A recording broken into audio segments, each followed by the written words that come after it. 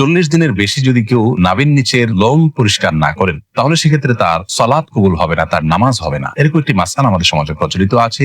এবং হাদিসের আলোকে এটি কতটা সঠিক? নামাজ অবস্থায় ওযু চলে যেতে চায়, এমন অবস্থায় ওযু আটকিয়ে রেখে নামাজ আদায় করা যাবে কি? দাঁড়িয়ে পেশাব করলে কি গোসল করা ব্যতীত নামাজ হবে না? ছোট বাচ্চার প্রসাব গায়ে লাগলে কি নামাজ হবে? ওযুর সময় মাথায় ওড়না থাকা কি বাধ্যতামূলক? মাথার চুল কালার করা সম্পর্কে ইসলামের শরীয়ত কি বলে? পারফিউম ব্যবহার করা বৈধ হবে কি? মৃত ব্যক্তির লাশ, বিশেষ করে মহিলার লাশকে ভিডিও কনফারেন্সের মাধ্যমে দূর দূরান্তের আত্মীয় স্বজনকে দেখানো যাবে? চোখে কাজল বা আইলাইনার ব্যবহার করে নামাজ পড়লে নামাজ হবে কিনা? 4 রাকাত নামাজের বদলে 3 রাকাত পরে সালাম ফিরালে কি করণীয়? এটা পরে মনে পড়েছে।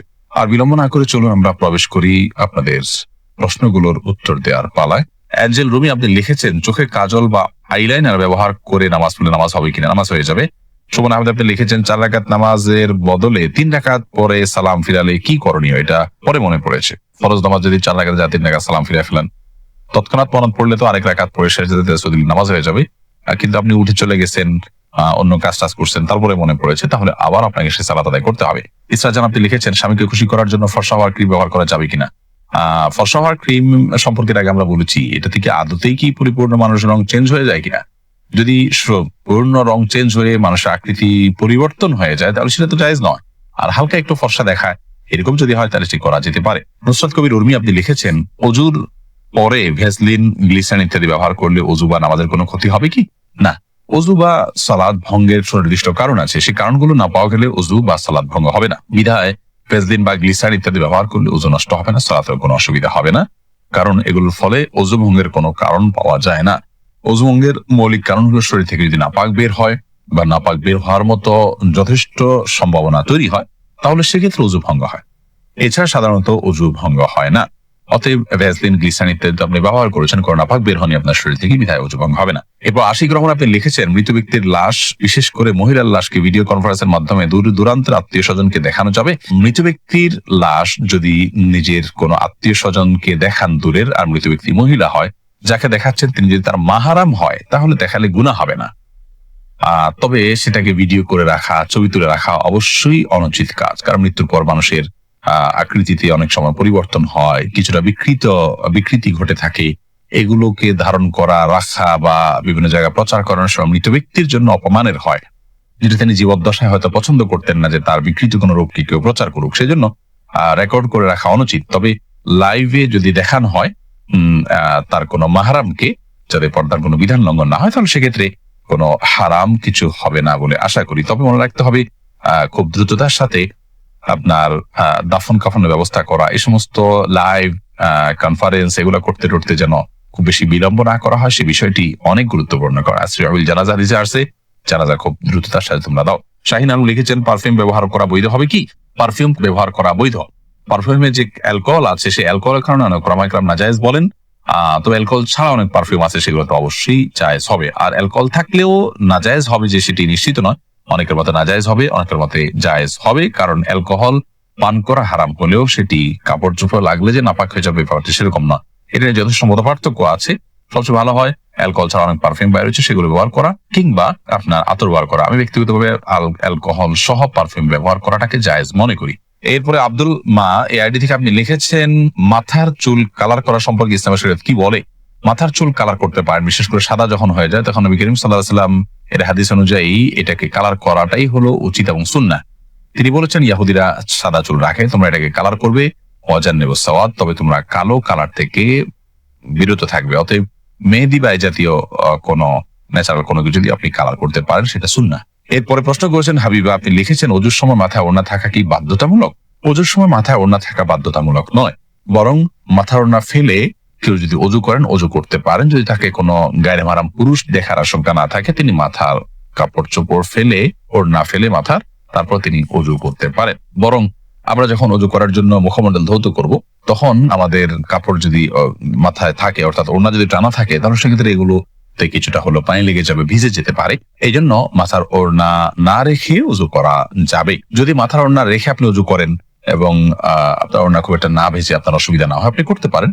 মাসা করার ক্ষেত্রে আপনাকে মাথার কাপড়ের নিচ দিয়ে মাসা করতে হবে, কারণ মাথার ওড়নার উপর দিয়ে মাসা করলে সে মাসা বিশুদ্ধ হবে না। এটাই হলো জমহুর এবং বেশিরভাগ উলামায়ে কেরাম, ফুকাহায়ে কেরামের মত। খোলাসা কথা হলো যে মাথায় ওড়না থাকা এটা বাধ্যতামূলক নয়, বরং মাথায় ওড়না না রেখে উজু করা যাবে। আর যদি ওড়না রেখে উজু করতে পারেন আপনি, তবে মাসা করতে হলে অবশ্যই ওড়না নিয়ে দিয়ে আপনাকে করতে হবে। সময় আপনি লিখেছেন, ছোট বাচ্চার প্রসাব গায়ে লাগলে কি নামাজ হবে? ছোট বাচ্চার, ছোট শিশুর পেশাব সেটাও কিন্তু বড়দের পেশার মতো নাপাক, অতএব সেটা যদি গায়ে বা কাপড়ে লাগে, যে জায়গায় লাগে সেটাকে ধুইতে হবে। পার্থক্য এতটুকু, যদি দুগ্ধপোষ্য ছেলে শিশু হয় তাহলে তার পেশাবের ছিটা যেহেতু অনেক বেশি ছড়ায় না কন্যা শিশুর তুলনায়, এই জন্য তার পেশাবের উপর পানি ছিটা দিলে সেটা যথেষ্ট হয়ে যাবে। আর কন্যা শিশু যদি হয়, সেটা যেহেতু তার পেশাব যেহেতু একটু ছড়ানোর আশঙ্কা বেশি থাকে, এবং আরো নানা কারণে, অনেক কারণ এবং রহস্য আছে যেগুলো আমরা জানি না, তো সেগুলোর ভিত্তিতে কন্যা শিশু হলে, সেই দুগ্ধপোষ্য হলেও যে জায়গায় লাগবে তার পেশাব, সেই জায়গাটা কাপড়ের জাস্ট ওই অংশটুকু ধুয়ে নিলে পাক হয়ে যাবে। খোলাসা কথা হলো যে ছোট বাচ্চাদের পেশাব যদি কাপড়ে লাগে কিংবা শরীরে লাগে সেটা নাপাক হবে, সেটাকে পাক করার চেষ্টা করতে হবে বড়দের পেশাব থেকে যেভাবে পাক করার চেষ্টা করা হয়। তবে হ্যাঁ, দুগ্ধপোষ্য যে দুধের উপরে টিকে থাকে এরকম ছোট ছেলে শিশু হলে সেক্ষেত্রে পাকের পদ্ধতির ক্ষেত্রে কিছুটা শিথিলতা আছে, পায়ের ছিটা দিলে পাক হবে। তবে সেক্ষেত্রে ধুয়ে ফেলাটাই হলো সংশয় মুক্ত। বিশেষ করে আপনার অনেক সময় খুঁতখুঁতির স্বভাব থাকে অনেকের মধ্যে সন্দেহ থাকে, মনের প্রশান্তির জন্য পুরোটা ধুয়ে ফেললে সেটা অবশ্যই উত্তম এবং ভালো, কারণ পেশাব থেকে পরিচ্ছন্ন থাকা নির্দেশনা হাদিসে রয়েছে। এমনি সাকিব মাতব্বর লিখেছেন, নামাজ অবস্থায় ওযু চলে যেতে চায়, এমন অবস্থায় ওযু আটকিয়ে রেখে নামাজ আদায় করা যাবে কি? অবশ্যই আটকে রেখে আদায় করা যাবে, তবে স্বাভাবিক অবস্থায় ওযু আটকিয়ে রেখে তারপরে ওই ওযু দিয়ে নামাজ পড়া উচিত নয়। তবে নামাজের মধ্যে যদি আপনার ওযু ভাঙার বা পেশাব পায়খানা বেগ হয় তাহলে সে বা বায়ু নির্গত হওয়ার বেগ হয় তাহলে সেটাকে আটকে রেখে সালাত কমপ্লিট করা যেতে পারে, যেহেতু সালাত কমপ্লিট করা আল্লাহর কর্তৃক নির্দেশিত। আমার বলেছে। এরপরে মোহাম্মদ আরাদ আব্দুল্লাহ, আপনি জানতে চেয়েছেন দাঁড়িয়ে পেশাব করলে কি গোসল করা ব্যতীত নামাজ হবে না? দাঁড়িয়ে পেশাব করলে যে গোসল করতে হবে এমনটি বাধ্যতামূলক নয়, বরং দাঁড়িয়ে পেশাব করার পরও আপনি গোসল ছাড়া নামাজ আদায় করতে পারেন। দাঁড়িয়ে পেশাব করতে গেলে যদি আপনার শরীরে কোথাও ছিটে ফোঁটা লাগে বা পেশাব লেগে যায়, সেই জায়গাটা আপনি ধুয়ে ফেলবেন, ধুয়ে আপনি সালাত আদায় করতে পারবেন।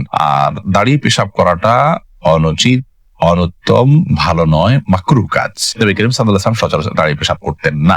40 দিনের বেশি যদি কেউ নাভির নিচের লোম পরিষ্কার না করেন তাহলে সেক্ষেত্রে তার সালাত কবুল হবে না, তার নামাজ হবে না। এরকম একটি মাসআলা আমাদের সমাজে প্রচলিত আছে, এবং হাদিসের আলোকে এটি কতটা সঠিক আমরা সে বিষয়ে জানার চেষ্টা করব। প্রথম কথা হলো, হাত পায়ের নখ ছোট করা, গোপ ছাটা ছোট করা, বগল এবং নাভির নিচের পশম পরিষ্কার করা, এটাকে চেঁচে ফেলা, এটি সকল নবী রাসূলগণের প্রতি আল্লাহ রাব্বুল আলামিনের পক্ষ থেকে আরোপিত কমন একটি বিধান ছিল, সকল নবী রাসূলগণের কমন একটি সুন্নাহ ছিল।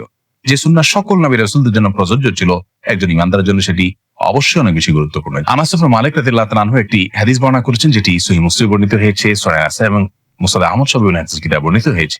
সেখানে তিনি বলেছেন যে রাসূল আকরাম সাল্লাল্লাহু আলাইহি ওয়াসাল্লাম আমাদেরকে এই কাজগুলো করবার জন্য, অর্থাৎ হাত পায়ের নখ ছোট করা, গোপ ছোট করা, বগল এবং নাভির নিচের পশম পরিষ্কার করা, চাষা, এই কাজের জন্য তিনি আমাদেরকে সময়সীমা নির্ধারণ করে দিয়েছেন 40 দিন। অর্থাৎ 40 দিন পর্যন্ত কেউ যদি বিলম্ব করেন তাহলে সেটি জায়েজ আছে, যদিও এত বেশি বিলম্ব না করে প্রতি সপ্তাহে একবার পরিচ্ছন্ন করতে পারে সেটি উত্তম ভালো কাজ। যত বেশি পরিষ্কার রাখা যায় এগুলো ততই ভালো।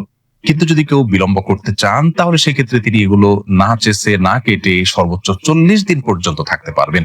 40 দিনের পর যদি তিনি না কেটে থাকেন তাহলে সেটি তার জন্য গুনাহের কারণ হবে, সে কারণে তিনি আল্লাহর কাছে পাপী হিসাবে বিবেচিত হবেন। কিন্তু এর কারণে তার সালাত হবে না, তার নামাজ কবুল হবে না, এরকম কোনো কথা হাদিসের কোথাও বলা হয়নি। সালাত বা নামাজ বিশুদ্ধ হওয়ার সম্পর্ক হলো সালাতের যে শর্ত আছে সেই শর্তগুলো তিনি সঠিকভাবে আদায় করেছেন কিনা এর উপর নির্ভর করে। যার কারণে সালাতের শর্ত যদি সঠিকভাবে আদায় করে থাকেন, ফরজগুলো সঠিকভাবে আদায় করে থাকেন, তাহলে সালাত বিশুদ্ধ হবে। যদিও তার নাভির নিচের লোম তিনি অপরিষ্কার রাখেন, নখ বড় রাখেন, এগুলো করা সত্ত্বেও তার সালাত আদায় হয়ে যাবে। কিন্তু এগুলোকে তিনি বড় রাখবার কারণে, ছোট না করার কারণে, সমত না চাষবার কারণে, 40 দিনের বেশি অপরিচ্ছন্ন রাখবার কারণে তিনি একটি গুনাহে লিপ্ত হলেন, সেটি সম্পূর্ণ ভিন্ন বিষয়। আল্লাহর পরে আমাদের সকলকে সব ক্ষেত্রে রাসূল আকরাম সাল্লাল্লাহু আলাইহি ওয়াসাল্লামের সমস্ত দিক নির্দেশনাগুলোকে মেনে চলার তৌফিক দান করুন। স্বামী স্ত্রী কিংবা স্ত্রী স্বামীর লজ্জাস্থানে উত্তেজনাবশত মুখ লাগাতে পারবে কিনা, এটা ঘৃণ্য কাজ ইসলামী শরীয়তে। এটি আর কিছু না হলো মাকরুহ, কমপক্ষে হারাম সরাসরি না হলো মাকরুহ, অপছন্দনীয় কাজ। এসআই লাবিব মজুমদার জানতেছেন জেনা থেকে বাঁচার উপায় কি? দেখুন, জেনা থেকে বাঁচার উপায় হলো জেনার কাছাকাছি না যাওয়া। কাছাকাছি না যাওয়া, যার সাথে কথা বললে, চ্যাট করলে, ফ্রেন্ড লিস্টে থাকলে জেনার দিকে আহ্বান হতে পারে, অগ্রসর হতে পারেন, সেখান থেকে দূরে থাকতে হবে। এটা হলো সবচেয়ে বড় বিষয়, মুত্তাকিদের সঙ্গে থাকতে হবে।